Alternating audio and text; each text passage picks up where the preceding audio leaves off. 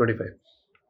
A particle is projected at an angle 30 degree from the horizontal at a speed of 60 meter per second. The height transferred by particle in the first second is h naught and the height transfers by the last second before it reaches the maximum height is h1, the ratio of h naught by h1. It's a simple question है.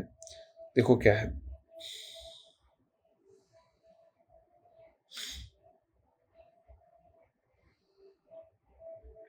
अगर vertical को अलग से सोचेंगे तो question आसानी से solve होगा. 30 degree from the horizontal at an speed 60. तो हमने यहाँ से 60 की स्पीड से एक पार्टिकल को 30 डिग्री पे प्रोजेक्ट करा. तो हमारे पास ये जो आएगा 60 cos 30 यानी 30√3 एंड इसका वर्टिकल वेलोसिटी आ जाएगा 30 मीटर पर सेकेंड. अब किसी भी पार्टिकल को अगर 30 की स्पीड से आप ऊपर फेंक रहे हो, हाइट तो वर्टिकल में कैलकुलेट होगी, है ना.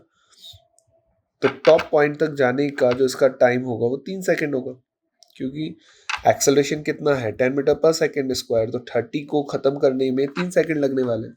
आप चाहें तो फर्स्ट इक्वेशन यूज कर सकते हैं. तो हमें पता है कि 3 सेकेंड में यह जाएगा. तो आपको क्वेश्चन पूछ रहा है 2 to 3 सेकेंड के ड्यूरेशन में कितना हाइट चला. This is h1 according to question.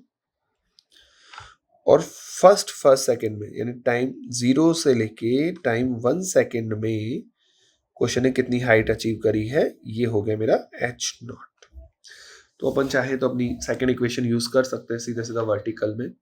तो फॉर फर्स्ट सेकेंड अगर मैं लिखूंगा तो h0 equals to u is 30 into t की वैल्यू कितनी हो गई हमारे पास 1 सेकेंड माइनस हाफ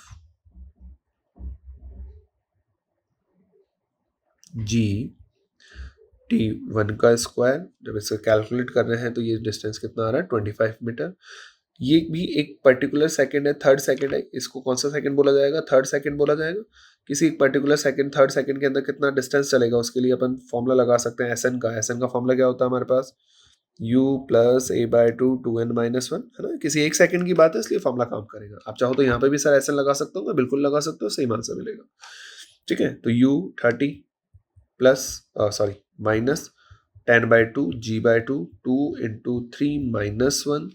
सिंप्लीफाई करेंगे तो 5 50 25 5 मीटर. हमें रेशियो पूछ रहा है h0 by hi. h0 is 25 divided by 5, it's 5. तो इसका आंसर इज 5. ओके.